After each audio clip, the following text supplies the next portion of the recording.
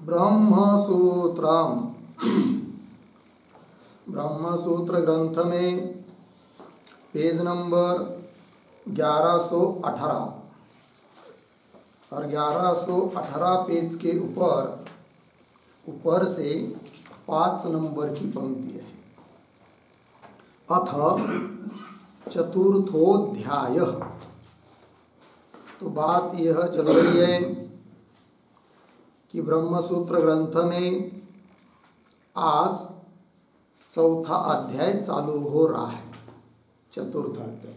ठीक, ये फलाध्याय है और इस ग्रंथ में कुल मिलाकर 4 अध्याय हैं, जिसमें पहले अध्याय का नाम है समन्वयाध्याय, दूसरे अध्याय को कहते हैं अविरोधाध्याय क्यों विरोध परिहाराध्याय, और तीसरा अध्याय है साधनाध्याय और यह है फलाध्याय। ठीक है, तो आइए यो चौथा अध्याय, चौथे अध्याय का पहला पाद और पहले पाद का प्रथम सूत्र, प्रथम अधिकरण आज चालू होगा। तो अधिकरण के 6 अंग उसको भी लिख लेंगे और इस अधिकरण का नाम है आवृत्ति अधिकरण। ठीक है, 2 सूत्रों का यह अधिकरण है। तो लिखते हैं अधिकरण आदि के बारे में। तो सबसे पहले शीर्षक देंगे अथ चतुर्थोध्याय, फिर उसके नीचे के पंक्ति में कंस में एक वाक्य लिखेंगे, अयं च अध्यायः, अयं च अध्यायः सगुण निर्गुण विद्ययोः, सगुण निर्गुण विद्ययोः फल विशेष निर्णयार्थः, फल विशेष निर्णयार्थः पूर्ण विराम कंस बंद। फिर नीचे लिखेंगे अध्याय संगति, अध्याय संगति बराबर अतिक्रांते अध्याये, अतिक्रांते अध्याये परापर विद्यात्मकम, परापर विद्यात्मकम साधनम, साधनम सवैराग्यम, सवैराग्यम तत्वं पदार्थ शोधन पूर्वकम, तत्वं पदार्थ शोधन पूर्वकम प्रायेण निरूपितम, प्रायेण निरूपितम पूर्ण विराम। आगे अथ इह, इह तत्फलम, तत्फलम निरूपयितुम, निरूपयितुम हेतु हेतुमद्भाव संगत्या, हेतु हेतुमद्भाव संगत्या कंस में लिखिए कार्य कारण भाव संगत्या, कार्य कारण भाव संगत्या कंस बन। आगे अध्यायः अयम्,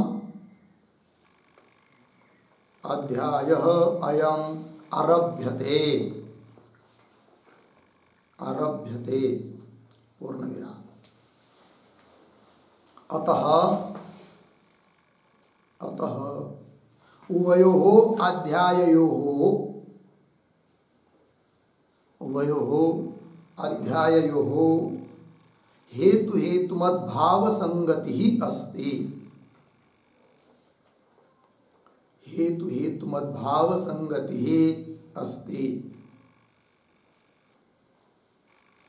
ठीक, देखिए भाई अर्थ तो यह चौथा अध्याय है। और किस बात का निर्णय इस अध्याय में होना है वो एक पंक्ति में आपको बता दिया। क्या कहा कि अयम चाध्यायः सगुण निर्गुण विद्येयोः फल विशेष निर्णयार्थ। सगुण विद्या का फल और निर्गुण विद्या का फल क्या है, इस बात का निर्णय करने के लिए यह अध्याय है, चौथा अध्याय। फिर पीछे का जो तृतीय अध्याय और अब जो चौथा अध्याय चालू हो रहा है, इन दोनों की संगति क्या है तो उस बात को भी बता रहे हैं। तो अतिक्रांति अध्याय हेतु हेतु भाव संगति है, वो कैसे, उसका स्पष्टीकरण कर रहे हैं।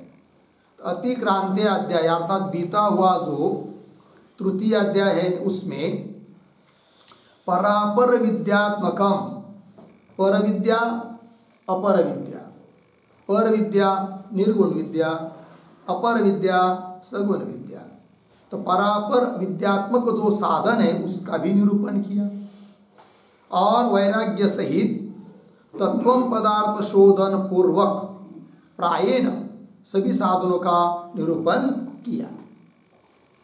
फिर अब क्या करना है तो साधनों को बताया, अब उन साधनों का फल बताना है इस अध्याय में। तो वही करे अथ मतलब तृतीय अध्याय समाप्त होने के बाद यह नाम इस चौथे अध्याय में तत्फलम, तृतीय अध्याय में जो भी परापरादि विद्या बताई उनका फल निरूपयितुम, निरूपण करने के लिए यह चौथा अध्याय चालू हो रहा है हेतु हेतु मत भाव संगति से।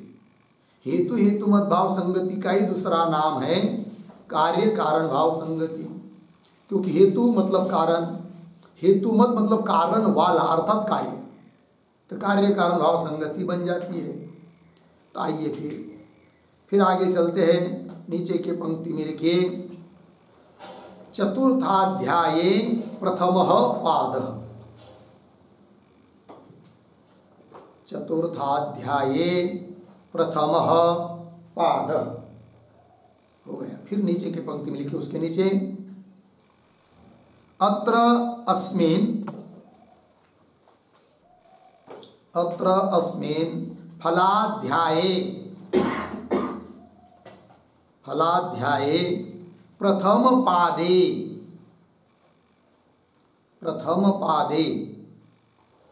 जीवन मुक्ति निरूपणम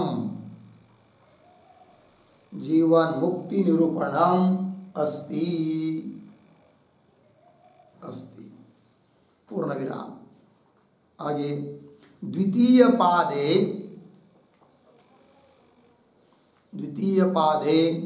उत्क्रांति ही निरूप्यते, उत्क्रांति ही निरूप्यते पूर्ण विराम। आगे तृतीय पादे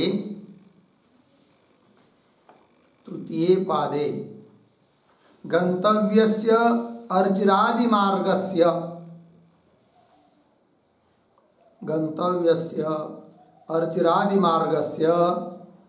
निर्णयः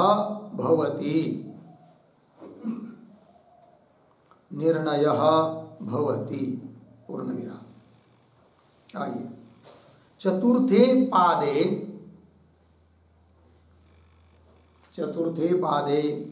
ज्ञानोपासनयोः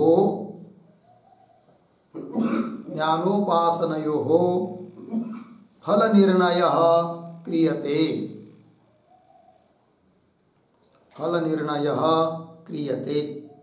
पूर्ण विराम। इति पादार्थ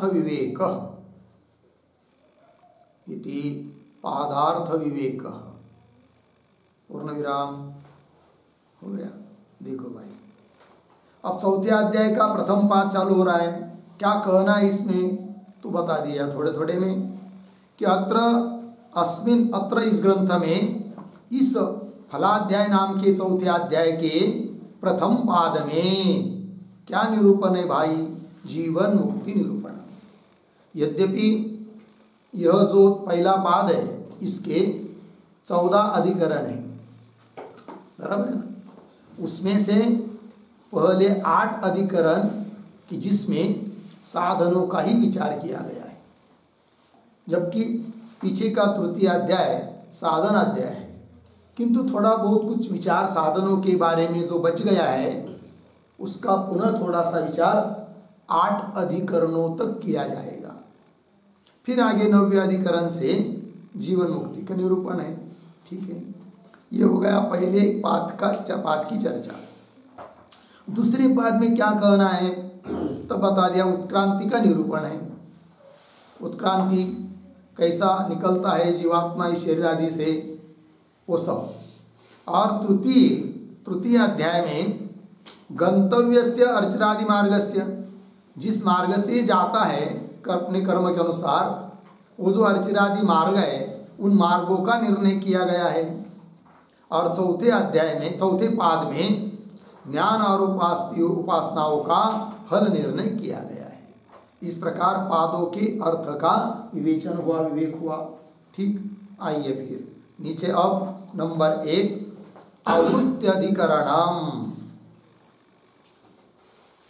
आवृत्त्यधिकरणम। ठीक, फिर उसके नीचे के पंक्ति में कंस में लिखिए श्रवण मननादीनाम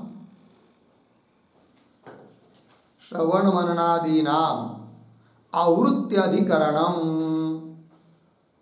पूर्ण विराम कंस बंद। उसका अर्थ नीचे के पंक्ति में, श्रवण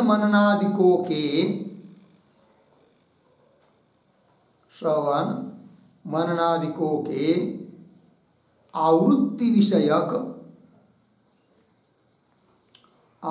विषयक यह अधिकरण है। यह अधिकरण है, पूर्ण विराम हो गया। आइए फिर नीचे नंबर 1 संगति बराबर पूर्वाधिकरणेन सह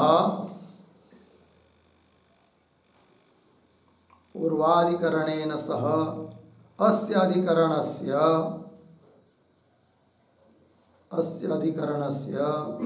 दृष्टांत संगति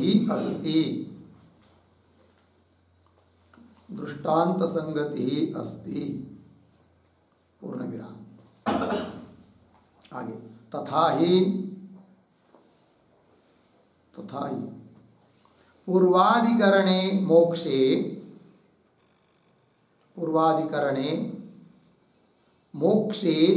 विशेष अभावः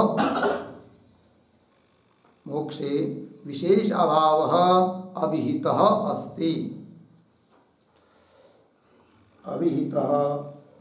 पूर्ण विराम। तथा इह श्रवणादौ आवृत्ति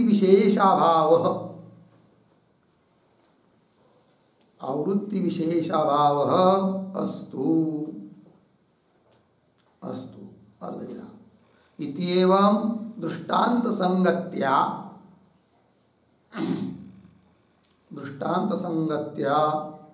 इदम अधिकरणम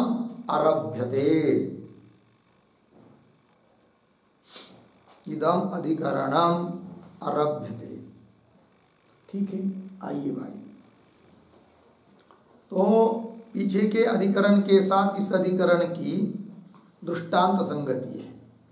वो कैसे, तो बता रहे कि पीछे के अधिकरण में मोक्ष में विशेष अभाव अभिहित, जैसे मोक्ष का साधन जो विद्या, उसमें ऐहिक अमुष्मिकत्व रूप विशेषता बताई, किंतु वह भी विशेषता केवल कालकृत है, स्वरूपकृत नहीं है। किंतु उस प्रकार मोक्ष में कोई विशेष नियम नहीं है, इस बात को बता दिया पीछे के अधिकरण में। तो जैसे वहाँ बताया उस प्रकार तथा यह श्रवणादि, ठीक है, तो मोक्ष का साधन जो श्रवणादि, उसमें भी कोई विशेष नहीं चाहिए, अर्थात आवृत्ति वगैरह विशेष नहीं चाहिए, उसका अभाव होना चाहिए। जैसे मोक्ष में विशेष का अभाव बताया, उसी प्रकार उसके साधन, मोक्ष का साधन विद्या, विद्या का साधन श्रवण आदि, उनमें भी विशेष का अभाव चाहिए, ऐसा कहता है पूर्व पक्षी। अर्थात पूर्व पक्षी अपनी बात उठाएगा तो वो दृष्टांत संगति से, अतः दोनों अधिकरणों की संगति बन जाती है दृष्टांत संगति। ठीक है, आइए आगे। नंबर 2 विषय। विषय बराबर ज्ञान साधनी भूतानाम, ज्ञान साधनी भूतानाम श्रवणादीनाम, श्रवणादीनाम अनुष्ठान संबंधी चिंतनम, अनुष्ठान संबंधी चिंतनम अस्य अधिकरणस्य, अस्य अधिकरणस्य विचार विषयः अस्ति, विचार विषयः अस्ति। ठीक है, देखिए भाई, तो ज्ञान के साधनीभूत जो श्रवणादिक है, उन श्रवणादिकों के अनुष्ठान संबंधी चिंतन इस अधिकरण में करना है, वही इस अधिकरण का विचार विषय हो गया। आइए आगे। नंबर 3 संशय। संशय बराबर तत्र किम, तत्र किम श्रवणादिकम, श्रवणादिकम सकृत एव, सकृत एव, कंस में लिखिए एकवारम एव, एकवारम एव कंस बंद। आगे कर्तव्यम, कर्तव्यम अर्धविराम तस्य आवृत्ति ही वा, तस्य आवृत्ति ही वा कर्तव्या, कर्तव्या इति भवति संदेह, इति भवति संदेह। ठीक, देखिए भाई अर्थ, तो क्या संशय बन गया? तो जो श्रवणादिक है, श्रवण मनन निधिध्यासन आदि आदि जो विज्ञान के साधन है, उनका ये कई बार अनुष्ठान करना चाहिए अथवा उनकी आवृत्ति बार बार उनका अनुसंधान अनुष्ठान करना चाहिए, ये हो गया संशय। फिर आगे चलते हैं। नंबर 4 पूर्व पक्ष बराबर सकृत एव अनुष्ठेयम, सकृत एव अनुष्ठेयम इति पूर्व पक्ष, इति पूर्व पक्ष पूर्ण विराम। तथा ही, तथा ही आगे उद्धरण चिन्ह में सकृत कृते, सकृत कृते कृतः शास्त्रार्थ, कृतः शास्त्रार्थ उद्धरण चिन्ह बंद। इति न्यायेन, इति न्यायेन एकवारम,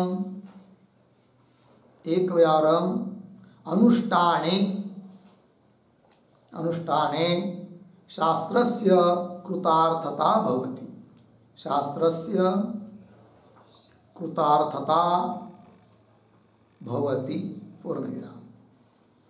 अतः प्रयाजादिवत्, प्रयाजादिवत् श्रवणादीनां, श्रवणादीनां सकृत एव अनुष्ठानम, सकृत एव अनुष्ठानम आवश्यकम भवति,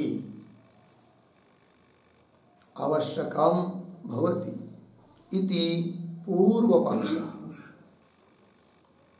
इति पूर्व पक्ष। ठीक है, देखो भैया हो गया ना। अनुष्ठानम आवश्यकम भवति इति पूर्व पक्ष। तो पूर्व पक्षी बोल रहा है कि श्रवणादि जो भी है उनका एक ही बार अनुष्ठान करना चाहिए। क्यों?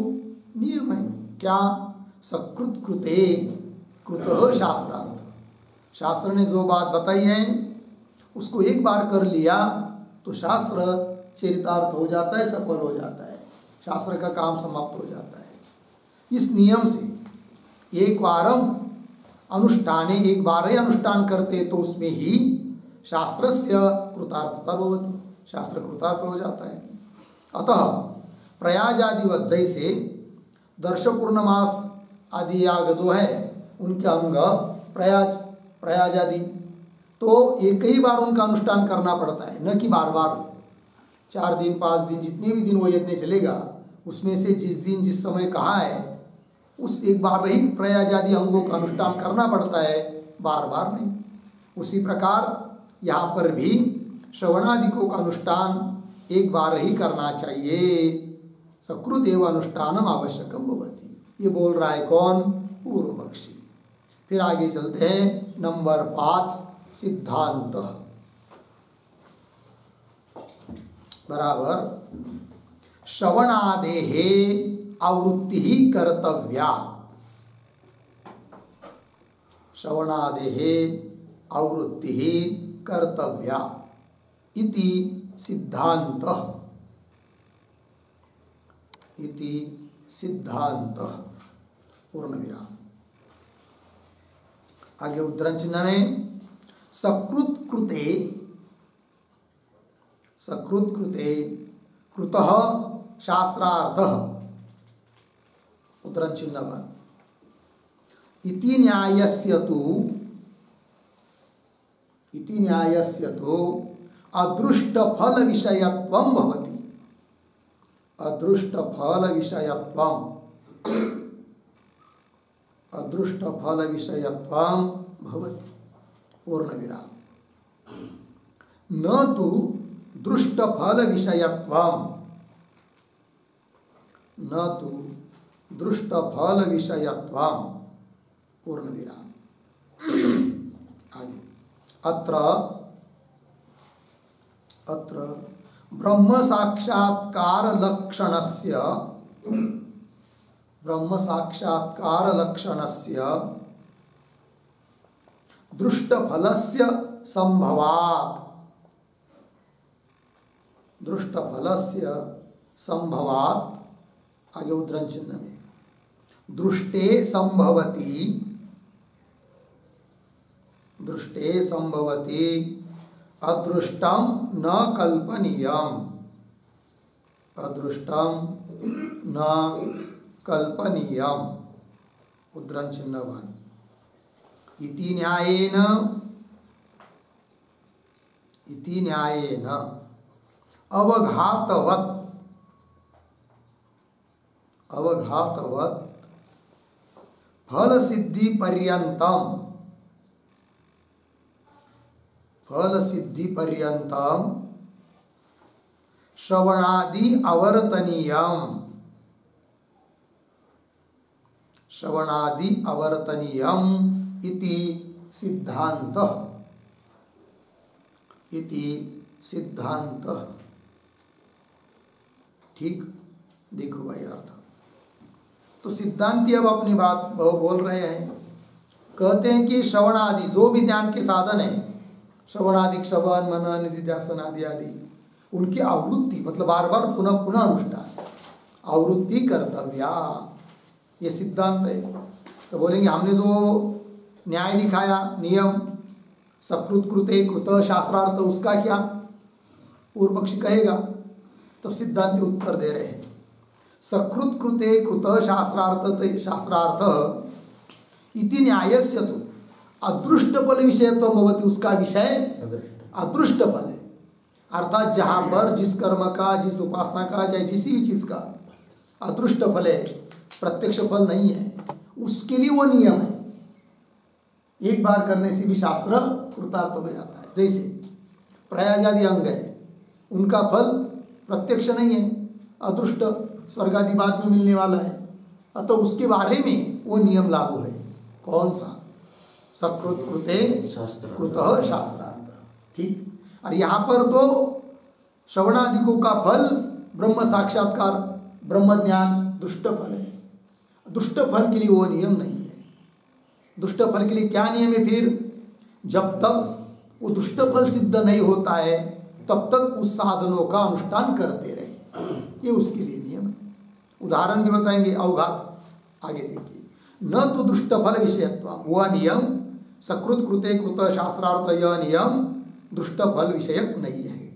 और यहाँ ब्रह्म साक्षात्कार लक्षण से, ब्रह्म साक्षात्कार ब्रह्म ज्ञान रूप जो फल है वह दुष्ट फल है।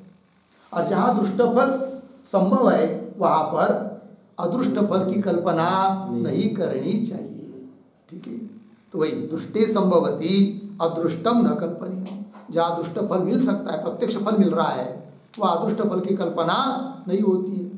और यहाँ पर श्रवण आदि साधनों का फल तो ब्रह्म ज्ञान दृष्ट है, अतः अदृष्ट फल की कल्पना नहीं। और अदृष्ट फल यहाँ नहीं है तो फिर वो नियम भी लागू नहीं पड़ेगा। कौन सा? सकृत कृते कृतः शास्त्रार्थ, यह नियम वही कह रहे हैं। तो दुष्टे संभवती अदृष्टम न कल्पनीयम इति न्यायेन अवघातवत् फल सिद्धि पर्यंतम श्रवणादि अवर्तनीयम। ठीक है। अवघातवत्, अवघात जैसे यज्ञ के लिए जो तंडुल चाहिए चावल, और उसको सिद्ध करने के लिए अवघात करना पड़ता है, कूटना, क्योंकि उसके ऊपर जो छिलके होते हैं वो ऐसे आप किसी साधन से कुछ नहीं कर सकते। वहाँ पर जो जिस पद्धति से बताया है, जिस प्रकार से बताया है, वही प्रकार से करना पड़ता है। अवघात करने के लिए कहा है, कूटना। फिर कब तक कूटे भाई? एक दो बार कर लिया, हो गया काम, चलो उपयोग कर लेंगे उनका, ऐसा नहीं।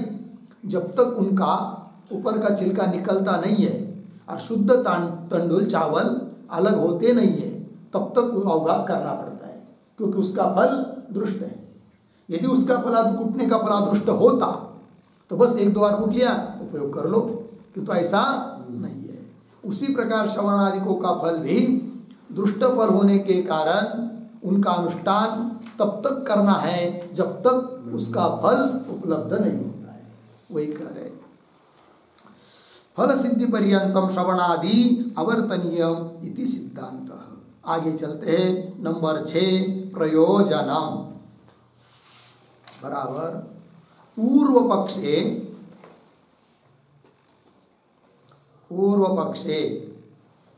प्रयाजादिवत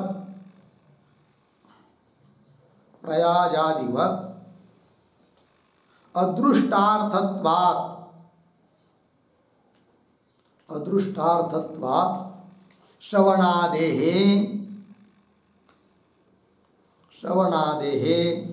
सकृत अनुष्ठानम प्रयोजनम भवति पूर्ण विराम। सिद्धांते अवघातवत्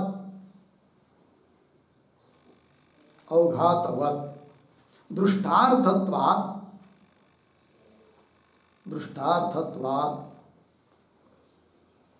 फल प्राप्तिम यावत्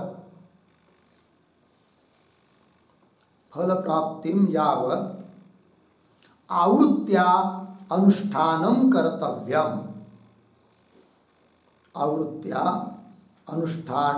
कर्तव्यम्। इति फलं भवति पूर्ण विराम। एवं उभयोः फलभेदः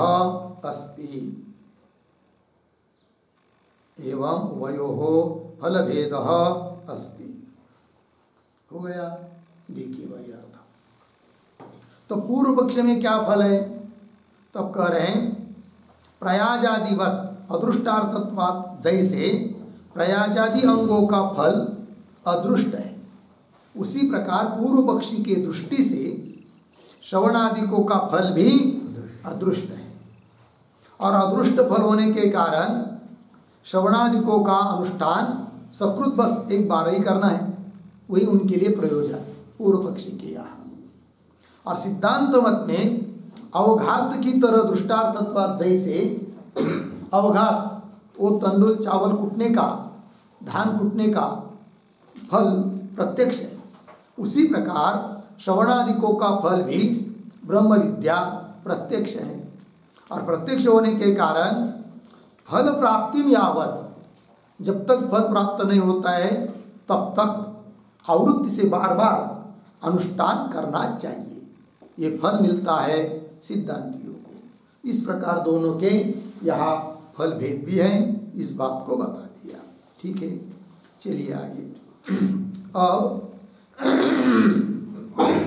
अधिकरण का सार बताने के लिए, हर एक अधिकरण के लिए जो वैयासिक न्यायमालाकार के 2 श्लोक होते हैं, उन श्लोकों का उच्चारण और अर्थ देख लेते हैं। पहला श्लोक जो कि पूर्व पक्षी का है, उसका उच्चारण। श्रवणाद्या सकृत्कार्या, श्रवणाद्या सकृत्कार्या, आवर्त्या वा सकृद्यतः, आवर्त्या वा सकृद्यतः, शास्त्रार्थस्तावता सिद्धे, शास्त्रार्थस्तावता सिद्धे, प्रयाजादौ सकृत्कृतेः, प्रयाजादौ सकृत्कृतेः, श्रवणाद्या सकृत्कार्या, आवर्त्या वा सकृद्यतः, शास्त्रार्थस्तावता सिद्धे, प्रयाजादौ सकृत्कृतेः। श्रवणाद्याः सकृत्कार्याः आवर्त्याः वा सकृत् यतः शास्त्रार्थः तावता सिद्धेत् प्रयाजादौ सकृत्कृतेः। अवन्वय शुरू से। श्रवणाद्याः सकृत्कार्याः, एक शब्द छोड़कर आगे, वा पीछे, आवर्त्याः आगे, सकृत यतः, फिर आगे एक शब्द छोड़कर आगे, तावता पीछे, शास्त्रार्थः आगे, सिद्धे आगे सरल है, प्रयाजादौ सकृत्कृतेः। अर्थ देखिए भाई, तो श्रवणाद्या, आदि शब्द से मनन निधिध्यासनादि, श्रवणादिक जो साधन है वे एक सकृत कार्य व आवर्त्या। सकृत कार्य मतलब एक बार ही उनका अनुष्ठान करना चाहिए, अथवा आवर्त्या, बार बार उनका अनुष्ठान करना चाहिए। ये विकल्प हुआ, संशय हुआ। तो पूर्व पक्षी बोल रहा है सकृत, बस एक बार ही उनका अनुष्ठान करना चाहिए। बोलेंगे क्यों? हेतु दे रहा है पूर्व पक्षी, यतः, कारण की, तावता शास्त्रार्थ सिद्धे, बस एक बार उनका अनुष्ठान कर लिया, उतने मात्र से ही शास्त्रार्थ सफल हो जाता है। शास्त्र ने बताया हुआ जो बात है वो चरितार्थ हो जाती है, बार बार अनुष्ठान करने की जरूरत नहीं। पूर्व पक्षी किया, तावता शास्त्रार्थ सिद्धे। उदाहरण दे रहा है, प्रयाजादौ सकृत्कृते है, जैसे प्रयाजादिक है उनका अनुष्ठान एक ही बार किया जाता है तो भी शास्त्र सफल हुआ, अनुष्ठान किसी ने तो कर लिया। उसी प्रकार यहाँ पर भी श्रवणादिकों का अनुष्ठान एक बार ही होना चाहिए, ये पूर्व पक्षी बोल रहा है। ठीक है जी, आइए अब दूसरा श्लोक सिद्धांतियों का। आवर्त्या दर्शनान्तास्ते, आवर्त्या दर्शनान्तास्ते, तण्डुलान्तावघातव, तण्डुलान्तावघातव, दृष्टेऽत्र संभवत्यर्थे, दृष्टेऽत्र संभवत्यर्थे, नादृष्टं कल्पते बुधैः, नादृष्टं कल्प्यते बुधैः। आवर्त्या दर्शनान्तास्ते, तण्डुलान्तावघातवत्, दृष्टेऽत्र संभवत्यर्थे, नादृष्टं कल्प्यते बुधैः। अब पदच्छेद देखिए, आवर्त्याः दर्शनान्ताः ते तण्डुलान्तवघातवत्, दृष्टे अत्र संभवति अर्थे, न अदृष्टं कल्प्यते बुधैः। अवन्वय, तो पूर्वार्ध में अंतिम का शब्द है ना, तंडुलांतावघातवत, फिर पीछे दर्शनांताः ते, पीछे आवर्त्याः, आगे अत्र, पीछे दृष्टे, थोड़ा आगे अर्थे, पीछे संभवती, फिर अंतिम का शब्द बुधैः, पीछे अदृष्टम, पीछे न, आगे कल्प्यते। अर्थ देखिए भाई, तंडुलांतावघातवती दृष्टांत दिया। जैसे उन धान को कूटते हैं और उसका छिलका अलग होकर शुद्ध चावल अलग जब तक नहीं होते तब तक उनको कूटते हैं, दृष्ट फल है, अवघात क्रिया चलती रहती है, आवृत्ति उसकी होती रहती है। उस प्रकार तंडुलांत अवघातवत दर्शनांताः ते आवर्त्याः, ते श्रवणादय, कब तक उनका आवर्तन करना है? दर्शनांता, मतलब साक्षात्कार होने तक, ब्रह्मज्ञान प्राप्त होने तक, दर्शन होने तक वे श्रवणादिक आवर्त्या बार बार अनुष्ठान करने योग्य है। आगे अत्र, और यहाँ पर दुष्ट फल ही है। पूर्व पक्षी कहता है कि अदृष्ट फल भी मान लो, तो सिद्धांति कहते नहीं, जहाँ दृष्ट फल संभव है वह अदृष्ट फल की कल्पना करना उचित नहीं। वही कह रहे अत्र दृष्टे अर्थे संभवती, अर्थ मतलब फल, दुष्ट फल या यदि संभव है तो क्या बुधैः, ज्ञानी लोगों के द्वारा, विद्वानों के द्वारा अदृष्टम न कल्प्यते, अदृष्ट फल की कल्पना नहीं की जाती है जहाँ पर दृष्ट फल मौजूद है। अतः यहाँ पर भी जैसे प्रयाजादिकों का फल अदृष्ट है, वैसा यहाँ पर श्रवणादिकों का फल अदृष्ट नहीं है, किंतु अवघात की तरह दृष्ट फल है। और दुष्ट फल है तो वह फल जब तक प्राप्त नहीं होता तब तक उन साधनों का अनुष्ठान करना चाहिए। ये सिद्धांत हो गया। ठीक है, चलते हैं आगे भाष्य में।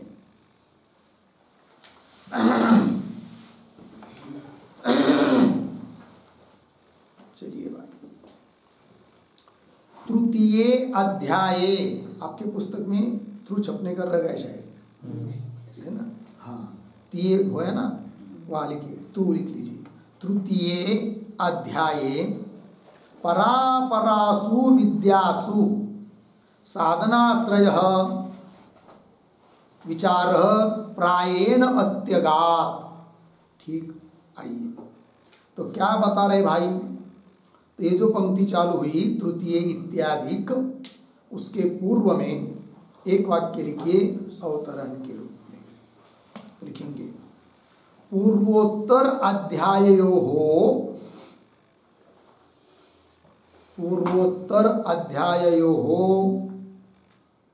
हेतु फल भावम संबंधम वक्तुम तार्तीयम अर्थम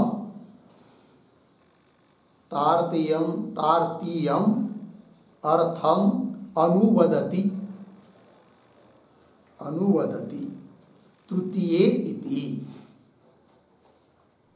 पूर्ण विराम। आगे एक वाक्य लिख लीजिए। साधन विचार शेष द्योतनाय, साधन विचार शेष द्योतनाय प्रायेण इति उक्तम, प्रायेण इति उक्तम। ठीक, आइए भाई अर्थ देखिए। पूर्वोत्तर अध्याय, पीछे का अध्याय, अब आगे का अध्याय चौथा, इन दोनों में जो संबंध है वह हेतु फल भाव संबंध है। हेतु मत भाव, पीछे का अध्याय हेतु है, ये फल है। तो हेतु फल भावम संबंधम, क्यों हेतु फल भाव संबंधम वक्तुम तार्तीयम अर्थम, तार्तीय मतलब तृतीय अध्याय का अर्थ थोड़े में अनुवाद करके बता रहे हैं संबंध बताने के लिए। आइए तो भाष्य में तृतीय अध्याय, तीसरे अध्याय में परापरासु विद्यासु, पर विद्या अपर विद्या, परापर विद्यासु साधनाश्रय विचार, ठीक है ना। परापर विद्याओं में जो साधन है उन साधनों के संबंधी विचार किया गया तीसरे अध्याय में। यह एक शब्द है ना साधनाश्रय, उसका अर्थ लिखिए साधन संबंधी, साधन संबंधी हो गया। साधनाश्रय मतलब साधन संबंधी। परापर विद्याओं के जो साधन है उन साधनों के संबंधी विचार प्रायेण अत्यगात, प्रायः कर चुके हैं। बोलेंगे प्रायेण ये पद क्यों दिया, तो आपको एक वाक्य लिख दिया है अभी दिखा ना, साधन विचार शेष द्योतनाय, मतलब पीछे के अध्याय में तृतीय अध्याय में साधनों का विचार किया किंतु कुछ उसका अंश बचा है, शेष बचा है। उस बात को द्योतित करने के लिए भगवान भाष्यकार ने यहाँ पर शब्द प्रयोग किया प्रायेण, प्रायः पूर्ण हुआ अर्थात थोड़ा बाकी है, उसको भी यहाँ पर कर लेते 8 अधिकरणों तक ये बात कर रहे हैं। तो साधन विचार शेष द्योतनाय प्रायेण इति उत्तम हो गया। आइए आगे भाष्य में, अथ इह चतुर्थे फलाश्रय आगमिष्यति, ठीक है। अथ, अब वो तृतीय अध्याय समाप्त होने के बाद अब इह चतुर्थे, इस चौथे अध्याय में क्या जी, फलाश्रय आगमिष्यति, एक शब्द की अनुवृत्ति आएगी पीछे से। कौन शब्द आएगा कोई कह पाएंगे? अथ इह चतुर्थे फलाश्रय आगमिष्यति, कौन शब्द आएगा? प्रायः नहीं, विचार, पीछे की मुक्ति में ना साधनाश्रय विचार प्रायेण अत्यगात, उस प्रकार यहाँ पर विचार शब्द की अनुवृत्ति कैसा? अथ इह चतुर्थे फलाश्रय विचार आगमिष्यति, इस चौथे अध्याय में फलाश्रय, फलाश्रय का अर्थ फल संबंधी विचार आगमिष्यति आएगा, किया जाएगा, फल संबंधी विचार किया जा रहा है इस चौथे अध्याय में, ऐसा इसका मतलब है। अभी चौथे अध्याय को शुरू नहीं किया ना, भाष्य भी चल रहा है अवतरण भाष्य। तो साधनाश्रय फलाश्रय, चतुर्थे फलाश्रय मतलब फल संबंधी विचार आगमिष्यति आएगा।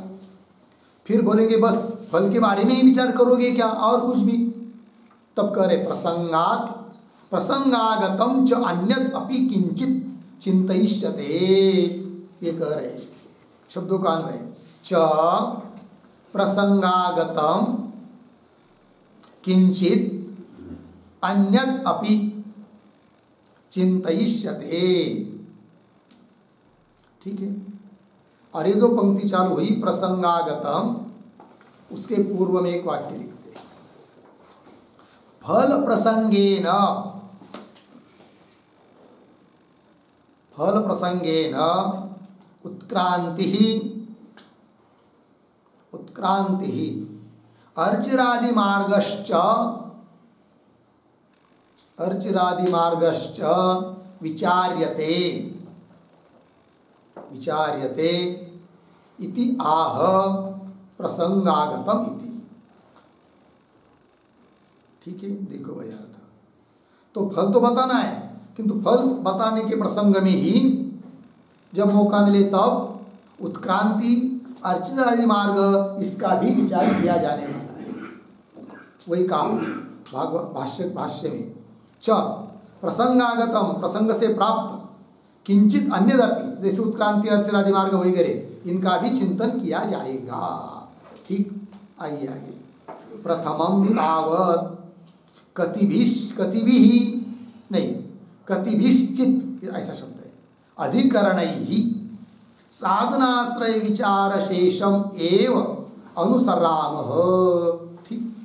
प्रथमम तावत, सबसे पहले तो अब कतिभिश्चित मतलब कुछ अधिकरण ही, कुछ अधिकरणों के द्वारा क्या जी, साधनाश्रय विचार है। साधनाश्रय विचार मतलब साधन संबंधी विचार शेषम एवं अनुसराम, मतलब शेष रहा हुआ जो, बचा हुआ जो साधन संबंधी विचार है उनका ही हम क्या करेंगे, अनुसरण करेंगे, कथन करेंगे। ठीक है ना, पहले 8 अधिकरणों तक। ठीक है,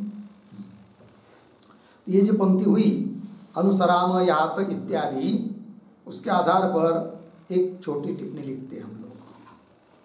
लिखेंगे तृतीयाध्याये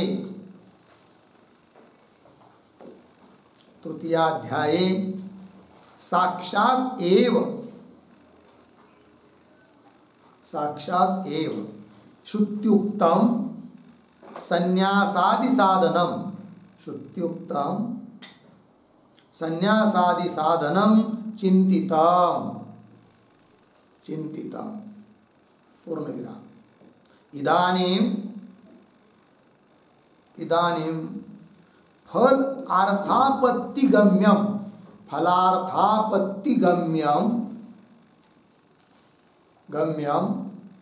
आवृत्त्यादिकम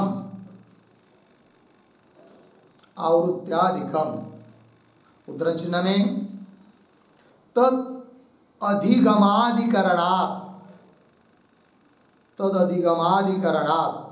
उद्धरण चिन्ह 1 प्राक कौंस में लिखिए 90 अधिकरण के पूर्व तक, 90 अधिकरण के पूर्व तक, अर्थात प्रथम 8 अधिकरणों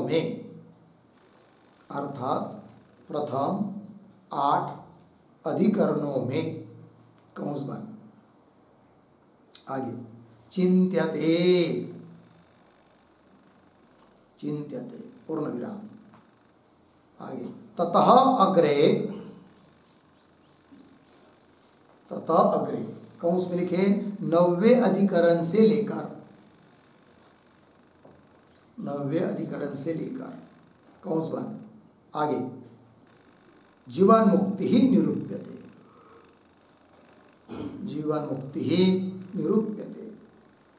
हो गया। देखो भाई अर्थ, तो तृतीय अध्याय में साक्षात जो श्रुत्युक्त साधन है संन्यासादिक, उनका चिंतन किया। अब क्या करना है फिर, इदानीं फलार्थापत्ति गम्यम, फल की अर्थापत्ति से गम्य और इत्यादि उनका चिंतन करना है। जैसे देवदत्त तो दिन में भोजन नहीं कर रहा है, किंतु उसकी स्थूलता तो दिखाई दे रही है। अतः स्थूलता रूप अर्थापत्ति से गम्य जाना जाता है रात्रि का भोजन। उस प्रकार यहाँ पर भी फल की अर्थापत्ति गम्यम, फलार्थापत्ति गम्यम आवृत्त्यादिकम। ठीक है ना, तो फल तो प्राप्त होना है और उसकी अनुपत्ति हो जाएगी जब तक श्रवणादिकों का आवर्तन नहीं मानेंगे। अतः इस प्रकार फलार्थापत्ति से गम्य जाना जाने वाले आवृत्त्यादिक, उनका भी चिंतन यहाँ किया जा रहा है। साधन संबंधी विचार कहाँ तक किया जाएगा, तब आगे 9 नंबर का अधिकरण आएगा जिसका नाम है तद अधिगमाधिकरण, है ना, तद अधिगमाधिकरण 9वां अधिकरण है। उसके पहले तक, अर्थात पहले 8 अधिकरणों में ये विचार किया जाएगा। फिर उसके आगे 9वें अधिकरण से जीवन मुक्ति का निरूपण होगा। ये बात हो गई, लग गया। फिर आगे चलिए, फिर आगे भाष्य में आत्मा वा अरे द्रष्टव्य श्रोतव्य मंतव्य निधिध्यासितव्य। ठीक, तो ये जो पंक्ति चालू हुई आत्मा वा इत्यादि, उसके ऊपर लिखिए विचार विषय।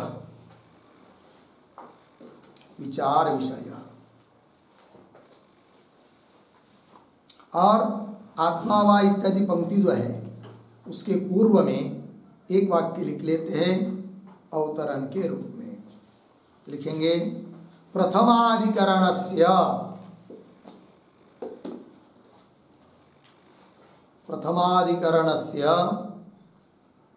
श्रवणादि साधनम विषयम अनूद्य विषयम अनुद्य द्विधा अनुष्ठान दर्शनात्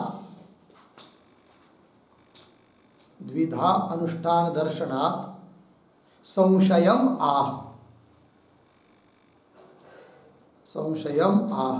आत्मा इति हो गया। देखो भाई, तो यह जो प्रथम अधिकरण है, प्रथम पाद का प्रथम अधिकरण, उस प्रथम अधिकरण का विषय क्या है? श्रवणादि साधन, यही उसका विषय है। इसका अनुवाद करके द्वेधानुष्ठान दर्शनात्, अनुष्ठान दो पद्धति से दिखाई देता है, एक बार अनेक बार, अतः संशय हो रहा है। तो क्या संशय का आकार है वो भी बता रहे हैं इस पंक्ति से, आत्मा व इत्यादि पंक्ति से। देखिए फिर, तो आत्मा व अरे द्रष्टव्य, अरे मैत्री, याज्ञवल्क्य मुनि बोल रहे अपने पत्नी को, अरे मैत्री आत्मा द्रष्टव्य, आत्मा का साक्षात्कार करना चाहिए। उसके लिए फिर श्रोतव्य, श्रवण करना चाहिए, मंतव्य, मनन करना चाहिए, निधिध्यासितव्य, उसका ध्यान करना चाहिए, निधिध्यासन करना चाहिए। ये बात बताई। फिर और आगे, तमेव धीरो विज्ञाय प्रज्ञां कुर्वीत, धीरः तमेव विज्ञाय प्रज्ञां कुर्वीत। धीर जो विवेकी पुरुष है, जिज्ञासु साधक, वह तमेव, उस परमात्मा को ही जानकर, अर्थात पहले परोक्ष रूप से जाना जाता है, तो वैसा जानकर, परोक्ष रूप से जानकर, फिर प्रज्ञां कुर्वीत, उस विषय प्रज्ञा करें, उसके लिए श्रम दम आदि साधनों का अनुष्ठान करें। ये सब इसका मतलब पुनः पुनः अनुष्ठान बताया जा रहा है। फिर आगे, और स अन्वेष्टव्य स विजिज्ञासितव्य इति, वह स आत्मा अन्वेष्टव्य, उसकी खोज करनी चाहिए, और स विजिज्ञासितव्य, उसको जानने की इच्छा करनी चाहिए। इति च एवमादि श्रवणेषु संशय, इति च एवमादि श्रवणेषु, श्रवणेषु का मतलब यहाँ पर श्रुतिषु, इत्यादि जो श्रुतियाँ है, और उस श्रुतियों में जो बात बताई है उसके बारे में संशय हो रहा है।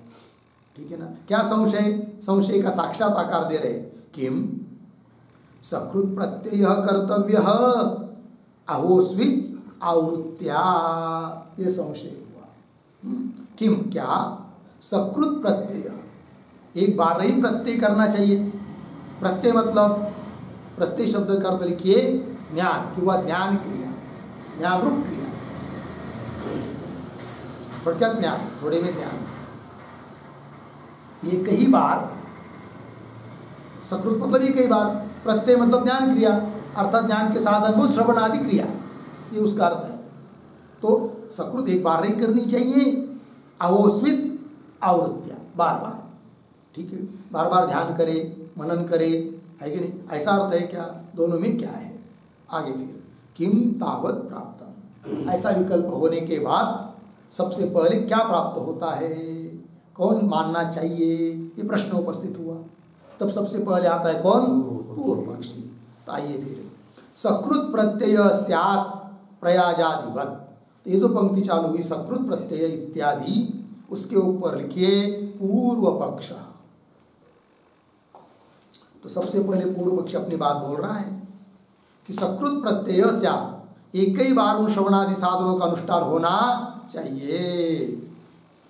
सकृत प्रत्यय स्यात्, कैसे दृष्टान दे रहा है? प्रयाजादिवत, प्रयाजादि की तरह, और एक बार अनुष्ठान कर लिया तो काम बन जाएगा। कैसे दे रहा है? तावता शास्त्रस्य कृतार्थत्वात्, एक बार उनका अनुष्ठान कर लिया उतने मात्र से ही शास्त्र कृतार्थ हो जाता है, चरितार्थ हो जाता है कि नहीं?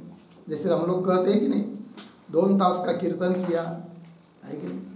हजारों लोग कीर्तन सुन रहे, चलो भाई सबको लाभ न भी हो रहा हो, किंतु एक भी माळकरी बन गया तो भी हमारा कीर्तन सफल हो गया, ऐसा बोलते हैं कि नहीं? उसी प्रकार यहाँ पर है। तो तावता शास्त्रस्य कृतार्थत्वात्। आगे, अश्रूयमानायाम ही आवृत्तौ क्रियमाणायाम अशास्त्रार्थ कृतः भवेत्। पूर्व पक्षी बोल रहा है कि एक ही बार आवृत्ति करनी चाहिए, बार बार नहीं, और यदि बार बार करोगे तो शास्त्र के विरुद्ध तुम काम कर रहे हो। फिर ये बोल रहा है पूर्व पक्षी। पंक्ति को देखिए, अश्रूयमानायाम ही आवृत्तो, यदि आवृत्ति को श्रुति में बताया नहीं है, अश्रूयमान है, श्रुति ने कही नहीं है, और आप कर रहे हो क्रियमाणायाम, आवृत्ति बार बार करोगे, तब क्या होगा? अशास्त्रार्थ कृत, जो शास्त्र में बात बताई नहीं है उसको भी तुम कर रहे, अर्थशास्त्र के विरुद्ध तुम काम कर रहे, ऐसा होगा। इसलिए बार बार अनुष्ठान के चक्कर में मत पड़ो, सकृत एक बार ही अनुष्ठान करना चाहिए। श्रवण मनन निध्यासन ये सब जो भी होगा प्रयाज आदि की तरह ये बोल रहा है पूर्व पक्षी। आगे चलिए। ननु असकृत उपदेशाः उदाहृताः, ये जो पंक्ति चालू हुई ननु, उसके ऊपर लिखिए आक्षेप। अब उस पूर्व पक्ष के ऊपर कोई आक्षेप कर रहा है, सिद्धांत आक्षेप कर रहे हैं, ऐसे समझ लीजिए। और ये जो ननु इत्यादि पंक्ति चालू हुई उसके पूर्व में एक वाक्य लिखिए अवतरण। असकृत उपदेश, असकृत उपदेश अन्यथानुपपत्त्या, अन्यथानुपपत्त्या साधनावृत्तौ, साधन आवृत्तौ, साधन आवृत्तौ शास्त्रस्य तात्पर्यम्, शास्त्रस्य तात्पर्यम् इति शंकते ननु इति, इति शंकते ननु इति। ठीक है, देखो भाई अर्थ। असकृत उपदेश अन्यथानुपपत्त्या, सिद्धांती पूर्व पक्षी को आक्षेप कर रहे हैं। सिद्धांतियों का अभिप्राय है बार बार अनुष्ठान करना चाहिए, और पूर्व पक्षी बोलता है एक बार। तब सिद्धांती कहते हैं कि असकृत बार बार उपदेश बताया है, उसकी अनुपत्ति हो जाएगी यदि बार बार अनुष्ठान नहीं मानोगे तो, अन्यथा अनुपत्त्या। इसलिए साधन आवृत्तौ शास्त्र से तात्पर्य, साधनों की आवृत्ति करने में शास्त्रों का तात्पर्य है, अतः बार बार अनुष्ठान करना चाहिए, ऐसा बोल रहे सिद्धांती पूर्व पक्षी को। वही कह रहे ननु से आक्षेप कर रहे हैं। ननु असकृत उपदेशा उदाहृता, असकृत मतलब बार बार अनुष्ठान करने के लिए उपदेश किया है श्रुति ने, उदाहृता कथिता, बोलेंगे कैसे? दे रहे श्रोतव्य मंतव्य निध्यासितव्य इति एवं आदय इत्यादि श्रुति में बार बार अनुष्ठान करने के लिए कहा है। बोलेंगे कैसे? ये जो पंक्ति है ना, श्रोतव्य मंतव्य निध्यासितव्य, उसके ऊपर एक वाक्य लिखिए। अत्र श्रवण द्वारेण, अत्र श्रवण द्वारेण ज्ञान क्रिया कर्तव्या, ज्ञान क्रिया कर्तव्या इति उक्तम, इति उक्तम पूर्ण विराम। सा एव ज्ञान क्रिया, सा एव ज्ञान क्रिया मनन द्वारेण, मनन द्वारेण अर्धविराम ध्यान द्वारेण, ध्यान द्वारेण च कर्तव्या, कर्तव्या इति उक्तम अस्ति, इति उक्तम अस्ति पूर्ण विराम। अतः अत्र, अतः अत्र असकृत उपदेशः अस्ति, असकृत उपदेशः अस्ति। हो गया जी? देखो भैया, तो श्रोतव्य मंतव्य निध्यासितव्य या असकृत उपदेश कैसा है उसको समझा रहे हैं टिप्पणी के द्वारा। तो क्या लिखा? अत्र श्रवण द्वारा, श्रोतव्य मतलब श्रवण के माध्यम से क्या करो? ध्यान क्रिया, बस ये तो ध्यान रूप क्रिया, ध्यान संपादन करो, कर्तव्य उत्तम। वही ज्ञान क्रिया, ज्ञानात्मक क्रिया क्या मनन के द्वारा करो, वही ज्ञानात्मक क्रिया निधिध्यासन मतलब ध्यान के द्वारा करो, अर्थात ज्ञान क्रिया का आवर्तन करने के लिए बताया है। और यदि ऐसा श्रुति में बताया है तो आप पूर्व पक्षी कैसा कह रहे हो कि एक बार अनुष्ठान करना चाहिए करके? ये आक्षेप कर रहे सिद्धांती पूर्व पक्षी के ऊपर। ध्यान द्वारा न कर्तव्य इति उक्तम अस्ति, अतः अत्र सकृत उपदेश अस्ति। हो गया? आगे चलिए। एवं अपि, आ गया ना। तो एवं अपि के ऊपर लिखिए पूर्व पक्षिणः समाधान। पूर्व पक्षिणः मतलब पूर्व पक्षी समाधान दे रहा है। ऐसा नहीं कि जहाँ समाधान शब्द आया वहाँ सिद्धांती उत्तर दे रहा है, ऐसा अर्थ थोड़ी होता है। जहाँ जहाँ प्रसंग जैसा हो तो पूर्व पक्षिणः समाधान एवं अपि। और ये जो एवं अपि पंक्ति चालू हो रही है उस एवं के पहले एक छोटा सा वाक्य लिखिए उत्तर है। श्रवणादीनाम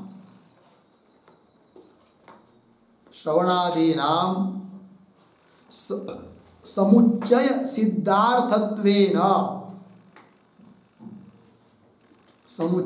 सिद्धार्थत्वेन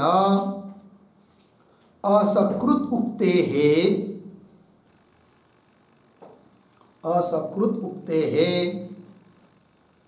अन्यथा उपपत्तेः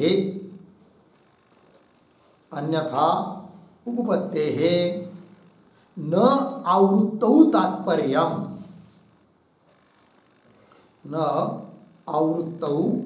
तात्पर्यम् इति आह एवं इति आह एवं इति। ठीक है, देखो भाई जो पूर्व पक्षी उत्तर दे रहा है उसका अभिप्राय क्या है वो आपको लिख के दिया। तो वो कहता है कि श्रवण श्रोतव्य मंतव्य निधिध्यासितव्य, यहाँ पर असकृत का जो कथन है उसका अभिप्राय अलग है, आवृत्ति का अभिप्राय नहीं है। फिर क्या अभिप्राय है? तब कह रहा है वो श्रवणादीनाम समुच्चय सिद्धार्थत्वेन, समुच्चय संग्रह मिलाकर इस बात को बताने के लिए वो बार बार कहा है असकृत उक्ति। इस प्रकार असकृत उक्ति का अन्यथा भी उपपत्ति हो सकती है। अतः न आवृत्तौ तात्पर्य, आवृत्ति करने में तात्पर्य नहीं है। ये बोल रहा है पूर्व पक्षी। पंक्ति देखिए एवं अपि, ऐसा होने पर भी यावत् शब्दम आवर्तयेत, कैसे? सकृत श्रवणम सकृत मननम सकृत निधिध्यासनम चैति अर्धविराम न अतिरिक्त। ठीक है, देखिए भाई पूर्व पक्षी कह रहा है कि एवं अपि, ठीक है, श्रोतव्य मंतव्य निधिध्यासन कहा है ना, कोई बात नहीं, किंतु जितना कहा है, जितने मात्रा में कहा है श्रुति ने बस उतना ही करो, अधिक मत करो। ठीक है ना। तो क्या कहा? श्रोतव्य एक बार श्रवण करो, मंतव्य एक बार मनन करो, एक बार निधिध्यासन करो। किंतु ये थोड़ी कि श्रवण बार बार करो, मनन बार बार करो, निधिध्यासन बार बार करो, ऐसा अर्थ मत करो। कौन कह रहा है? पूर्व पक्षी वही कह रहे हैं। एवं अपि यावत् शब्द मतलब जितना श्रुति में बताया है उतना ही आवर्तयेत, उसका या उतना ही आवर्तन करो। कैसे? उसका और स्पष्टीकरण कर रहा है वो। सकृत श्रवण एक बार श्रवण, सकृत मननम एक बार मनन, सकृत निधिध्यासनम चैति न अतिरिक्तम, अतिरिक्त करने की जरूरत नहीं है। ठीक है, ये जो पंक्ति हुई आवर्तयेत, यावत् शब्दम आवर्तयेत, उसके ऊपर एक वाक्य लिखते हैं, टिप्पणी थोड़ी सी लिखेंगे। मुक्ति लक्षण फलस्य, मुक्ति लक्षण फलस्य अत्यंत परोक्षत्वात्, अत्यंत परोक्षत्वात् तदर्थानि श्रवणादीनि, तदर्थानि श्रवणादीनि अदृष्टार्थानि,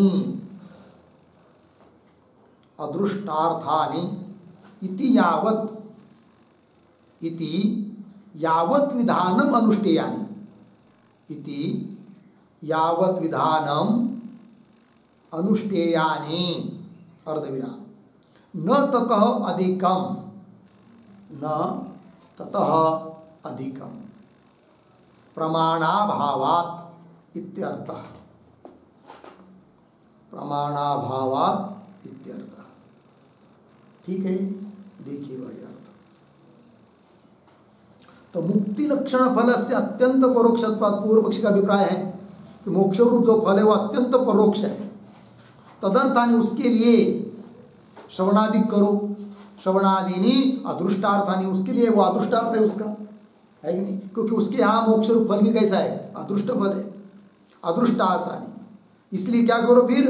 इति यावत विधानम अनुष्ठेयानि, जितना विधान किया गया है उतना ही मात्रा में अनुष्ठान करो, न तथा अधिकम, अधिक अनुष्ठान मत करो। क्यों? प्रमाणाभावात्। यह अभिप्राय है पूर्व पक्षी का।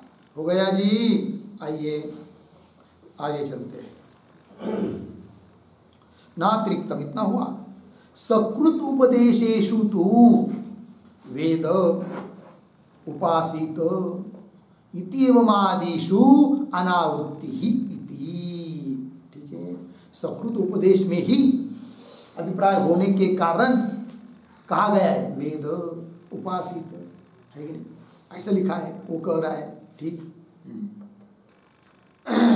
तो लेकिन इस पंक्ति से और कोई विशेषता है क्या उस समझने के लिए?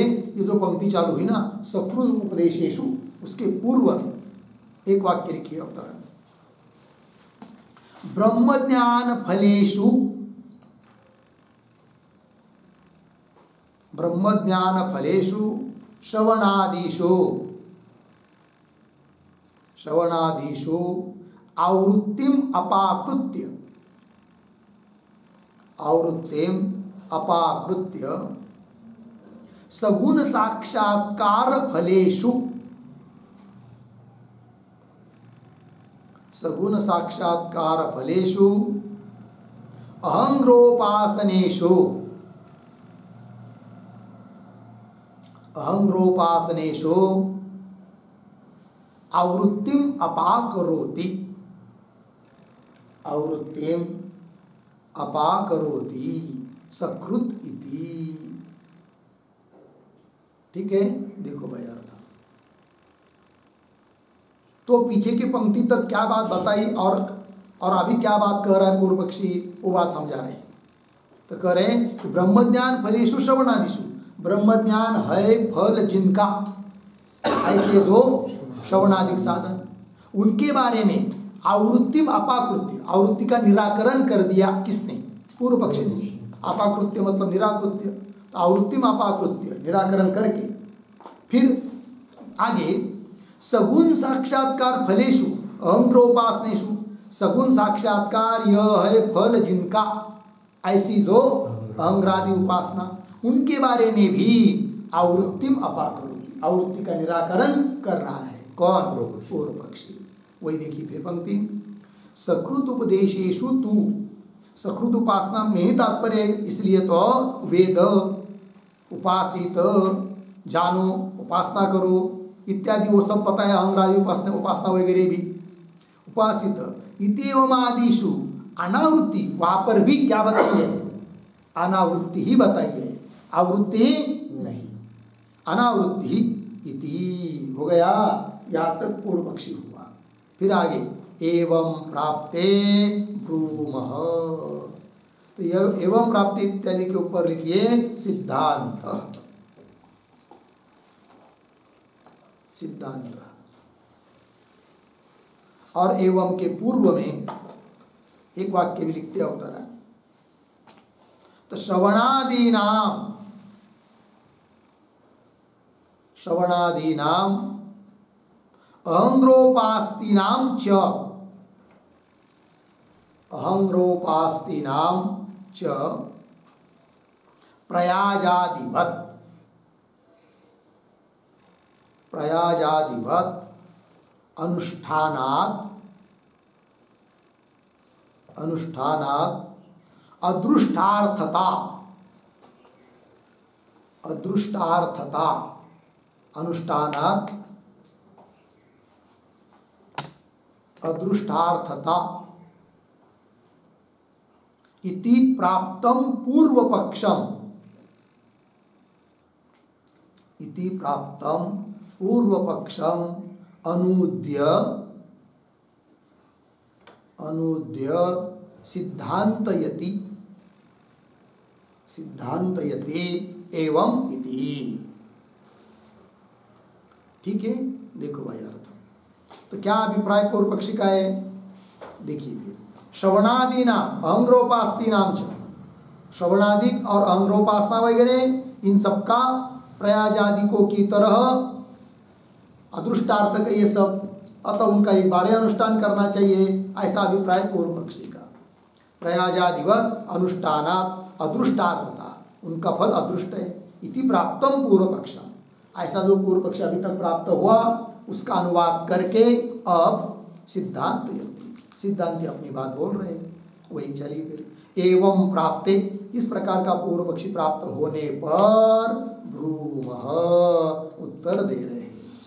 ठीक है, तो सूत्र के माध्यम से उत्तर दे रहे हैं। अतः पहले सूत्र का उच्चारण और अर्थ देख लेते हैं, फिर आगे का भाष्य। तो सूत्र है आवृत्ति रसकृत उपदेशात्। चलिए लिखते हैं सूत्र का अर्थ। तो सूत्रावतरणम बराबर पूर्वाध्यायांतिमाधिकरणे, पूर्वाध्याय अंतिमाधिकरणे, अंतिम अधिकरणे आगे मोक्षे प्रतिनियमाभावः, मोक्षे प्रतिनियमाभावः दर्शितः, प्रतिनियमाभाव दर्शितः पूर्णविराम। संप्रति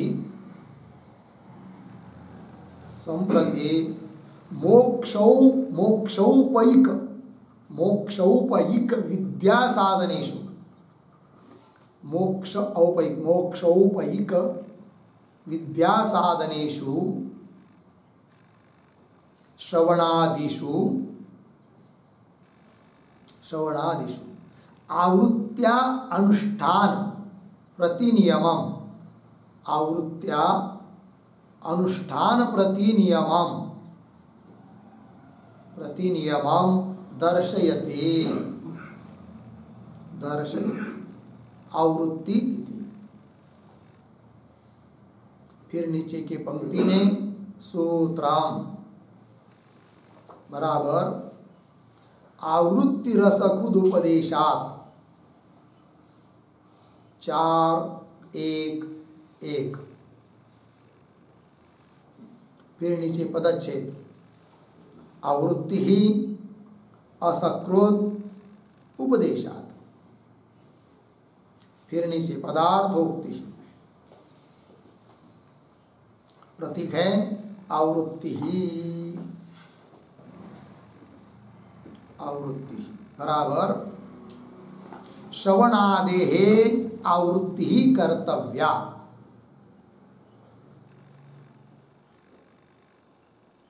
श्रवणादेहे आवृत्ति ही कर्तव्या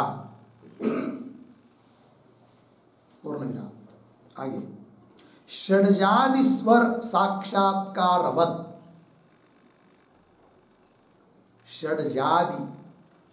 षड्जादि स्वर साक्षात्कारवत दुर्विज्ञेय आत्म साक्षात्कारस्य, दुर्विज्ञेय आत्म साक्षात्कारस्य आगे आवृत्ति विशिष्ट श्रवणादि साध्यतया, आवृत्ति विशिष्ट श्रवणादि साध्यतया, श्रवणादि साध्यतया श्रवणादि आवृत्ति ही कर्तव्या, श्रवणादि आवृत्ति ही कर्तव्या इत्यर्थः। आगे कौंस में लिखिए कुतः प्रश्न चिन्ह, फिर आगे की तरफ बांध देकर कौंस बंद, फिर आगे प्रतीक असकृत उपदेशात् बराबर उद्धरण चिन्ह में श्रोतव्यो मंतव्यो, श्रोतव्यो मंतव्यो निदिध्यासितव्यः उद्धरण चिन्ह बन इत्यादि असकृत उपदेशात्, इत्यादि असकृत उपदेशात् पूर्ण विराम। आगे एवं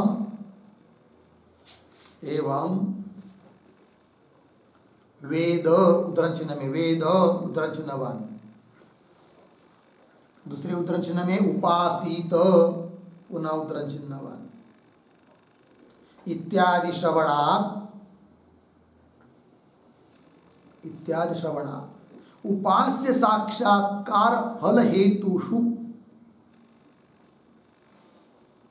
उपास्य साक्षात्कार फल हेतुषु उपासनेषु अहंग्रादिषु आवृत्ति ही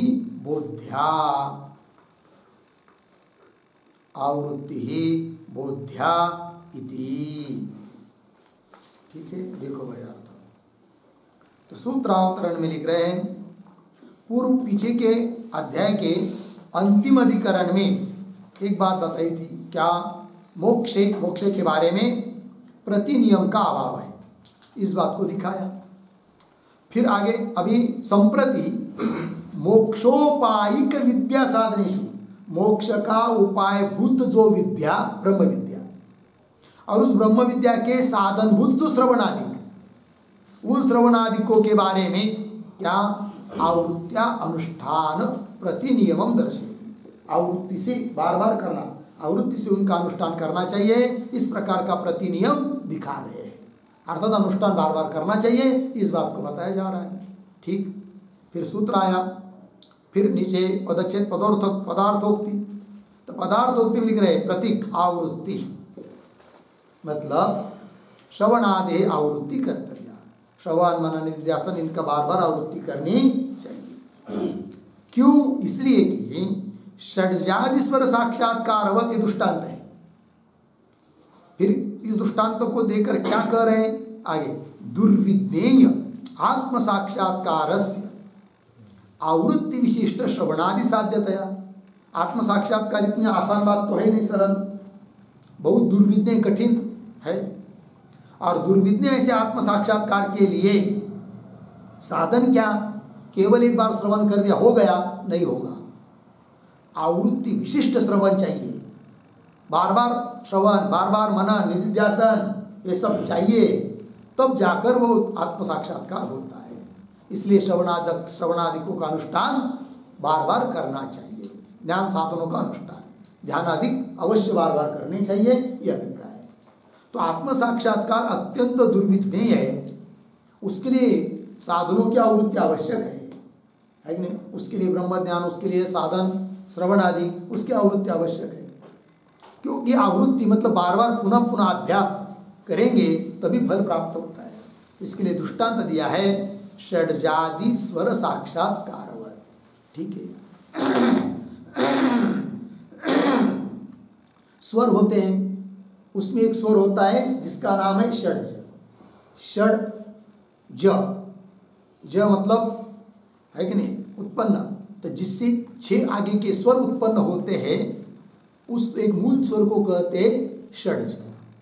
7 स्वर होते हैं, एक होता है षड्ज, मतलब आगे के 6 की उत्पत्ति इसमें से होती है। और उस स्वर का तंतोतंत यथार्थ ज्ञान करना इतना आसान सरल नहीं होता है, उसके लिए बहुत प्रैक्टिस रियाज करना पड़ता है, तब जाकर वो स्वर ध्यान में आता है। और प्रैक्टिस के बिना न उसको पहचान सकते न उसका उच्चारण कर सकते, नहीं तो गड़बड़ हो जाएगी। तो जैसे उसके लिए बहुत प्रयास आवृत्ति करनी पड़ती है, उस प्रकार दुर्विज्ञेय ऐसा जो आत्म साक्षात्कार है उसको पाने के लिए साधन केवल एक बार श्रवण नहीं है, आवृत्ति विशिष्ट श्रवण है।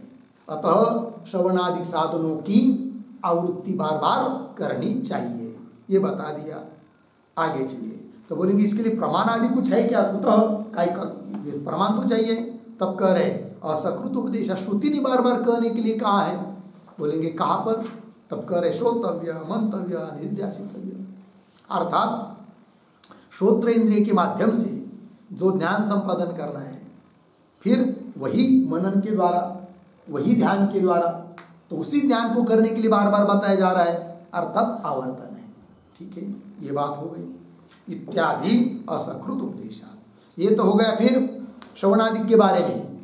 अब सगुण उपासना जो होती है, अहंग्र उपासना वगैरह, वहां पर भी बार बार अनुष्ठान है, वही कर। एवं इसी प्रकार श्रवणादिकों की तरह वेद उपासित इत्यादि श्रवणादि भी श्रुति ने बताया है। इसलिए उपास्य साक्षात्कार फल हेतुषु, उपास्य तत्व का साक्षात्कार रूप फल जो है, और उस फल के लिए जो कारण है उपासना, उपास्य तत्व का साक्षात्कार रूप जो फल, उस फल के लिए हेतुभूत जो अहंग्रादिक उपासना, उनकी भी आवृत्ति अर्थात बार बार अनुष्ठान करना चाहिए, ये बात बता दिया। ठीक है, आइए तो सूत्र का अर्थ हुआ। अब भाष्य में चलते हैं। ठीक है, देखिए, एवं प्राप्ते रूम, इस प्रकार का पूर्व पक्ष प्राप्त होने पर अब सिद्धांती बोल रहे हैं क्या? प्रत्यावृत्ति ही कर्तव्या, प्रत्यय मतलब ज्ञान रूप क्रिया, उसकी आवृत्ति करनी चाहिए, है कि नहीं? ज्ञान को ही सुनो, ज्ञान को ही मनन करो, ज्ञान का ही ध्यान करो, चिंतन करो, ज्ञान के लिए सब करना चाहिए बार बार। प्रत्यावृत्ति कर्तव्य, कुतः क्यों? हेतु दे रहे, सूत्रस्थ पद प्रतीक असकृत उपदेशात्, बार बार उपदेश श्रुति ने किया है। बोलेंगे कहाँ पर? दे रहे, श्रोतव्य, मंतव्य, निधिध्यासितव्य इति एवं जातीयकः ही असकृत उपदेशः प्रत्ययावृत्तिं सूचयति। ठीक है, इति एवं जातीयक, इस प्रकार का श्रोतव्य, मंतव्य, वेद उपासित इत्यादि स्वरूप का असकृत उपदेश बार बार करने के लिए जो बताया है, वह क्या कहता है? प्रत्ययावृत्तिम, ज्ञान रूप क्रिया की आवृत्ति पुनः पुनः करनी चाहिए, इस बात को ही सूचित करता है यह उपदेश। हो गया जी, आगे चलिए।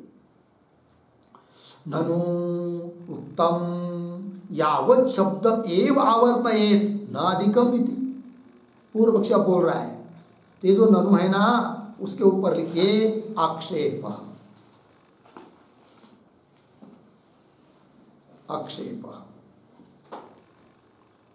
और ननु के पूर्व में एक वाक्य भी लिखते हैं छोटा सा, पूर्ववादी पूर्वोक्तम स्मारयति,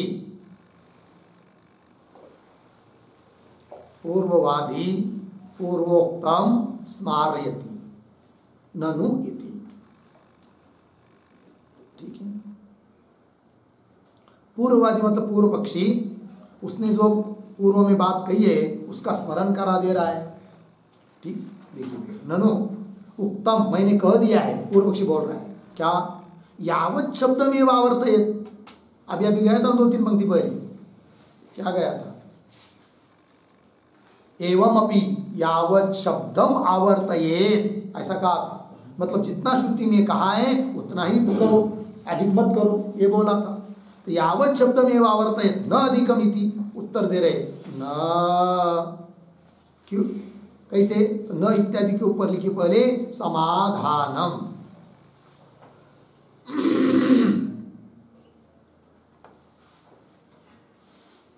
ठीक है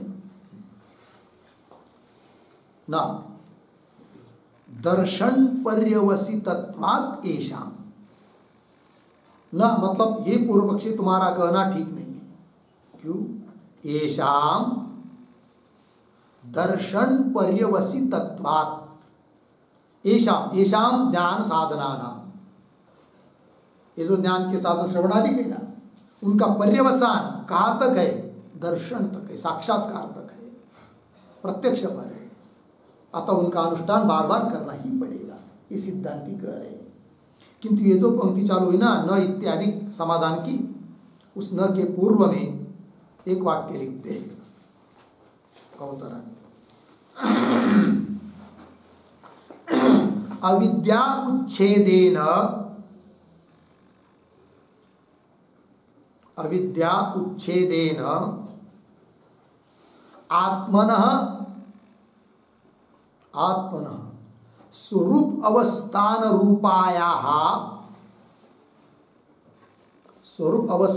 रूपायाः मुक्तेः श्रुति अनुभव सिद्धत्वात्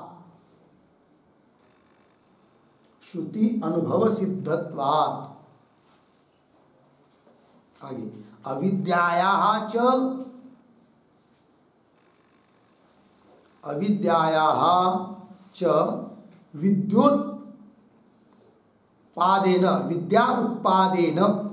विद्या उत्पादेन समुच्छेदस्य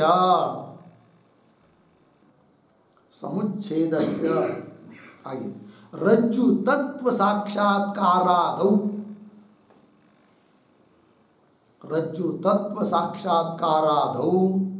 दृष्टत्वेन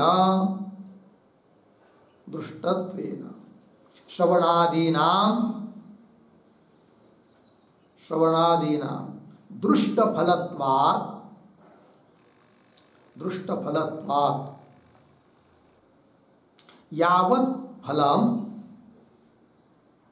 यावत् फलम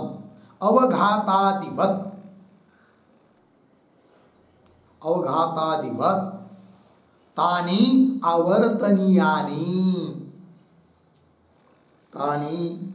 आवर्तनीयानि इति आह न इति ठीक है। देखो भाई अर्थ तो सिद्धांति क्या कहना चाहते हैं उसको लिख दिया। अविद्या उच्छेदेन आत्मन स्वरूप अवस्थान रूपाया मुक्ते है।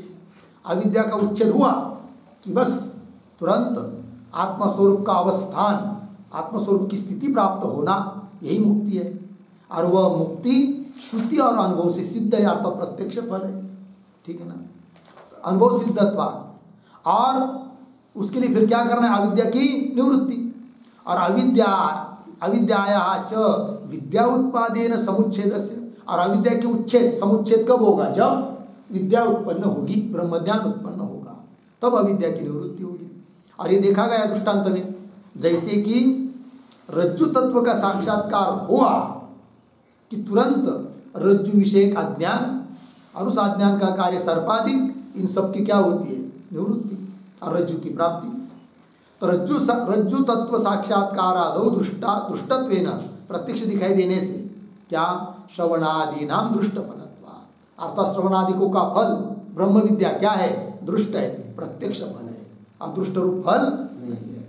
दृष्टार्थत्वात् यावत् फलम, जब तक फिर फल प्राप्त नहीं होता है तब तक आवर्तन करना पड़ेगा। दृष्टांत अवघातादिवत्, ये दृष्टांत है। इसलिए तानि आवर्तनीयानि, तानि ज्ञान साधनानि, उनका आवर्तन करना चाहिए। इस बात को बोल रहे सिद्धांती न इत्यादि पंक्ति से। देखिए फिर ना, दर्शन पर्यवसितत्वात् येषाम, येषाम ज्ञान साधनानाम दर्शन पर्यवसितत्वात्, उनका पर्यवसान किसमें है, दर्शन अर्थात साक्षात्कार में है। उसी को स्पष्ट कर रहे आगे के पंक्ति में। ठीक है, दर्शन पर्यवसानानि ही श्रवणादीनि आवर्त्यमानानि दृष्टार्थानि भवन्ति। ठीक है, थोड़ा शब्दों का अन्वय।